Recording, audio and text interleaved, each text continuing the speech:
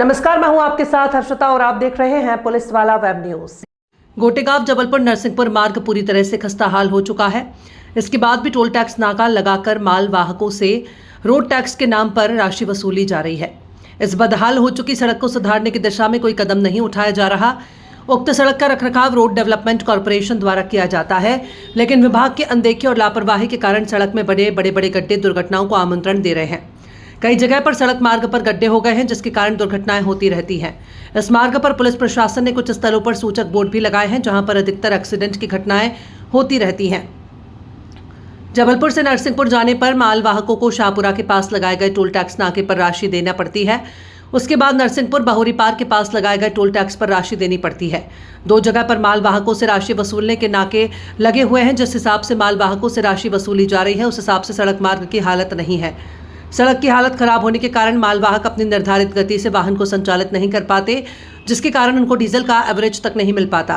मध्य प्रदेश सड़क विकास निगम की उक्त रोड होने के बाद भी किसी प्रकार का कार्य बदहाल हो चुकी रोड को ठीक करने की दिशा में कदम नहीं उठाया जा रहा है, जबकि इस मार्ग से निकलने वाले मालवाहकों से मनमर्जी के हिसाब से राशि वसूली जा रही है।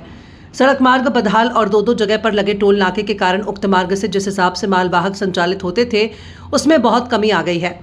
इस मार्ग पर सिर्फ जरूरतमंद वाहन ही निकल रहे हैं। इस मार्ग पर चलने वाले मालवाहक चालकों ने बताया कि जबलपुर की ओर से आने पर जहां एक और शाहपुरा के पहले बने राष्ट्रीय राजमार्ग के टोल नाके पर राशि देना पड़ती है, उसके बाद गोटेगांव की सीमा में प्रवेश करने के लिए शाहपुरा के बाहरी हिस्से में लगे टोल नाके में राशि देना पड़ती है। दो जगह पर उक्त राशि देने के बाद भी सड़क पूरी तरह से बदहाल रहती है।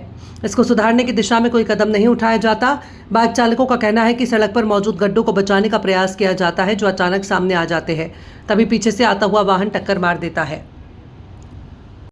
ये दूल्हादेव दादा महाराज से गोटेगांव मार्ग शाहपुरा बिटोनी तक ये जर्जर है, क्या कारण है और इसका क्या कब तक रिपेयरिंग का कार्य जो भी क्या होना है अब तक? अभी इसमें पहले इसका 4 लेन बनने का था, पर उसमें भू अर्जन कुछ ज़्यादा आ रहा था। भू अर्जन करना था, किसानों की ज़मीन अधिग्रहित करने का।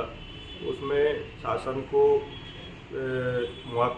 को मुआवजा भी किसानों के लिए ज़्यादा देना पड़ा था। पर जो नया रिवाइज एस्टीमेट गया है, जिसमें जो सड़क है वो 10 मीटर चौड़ी होगी। अभी वर्तमान में जो निर्मित सड़क है उससे और 10 मीटर अधिक चौड़ी होगी।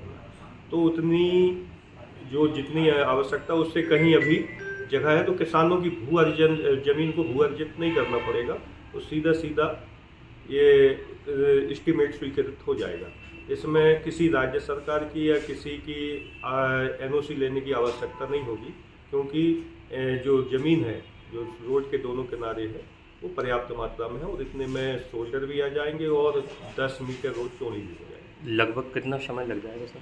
अब पत्र गया है, लगभग हम जल्दी उम्मीद करते हैं। हमारे जनप्रतिनिधि भी प्रयास कर रहे हैं कि शीघ्र इसका काम प्रारंभ हो।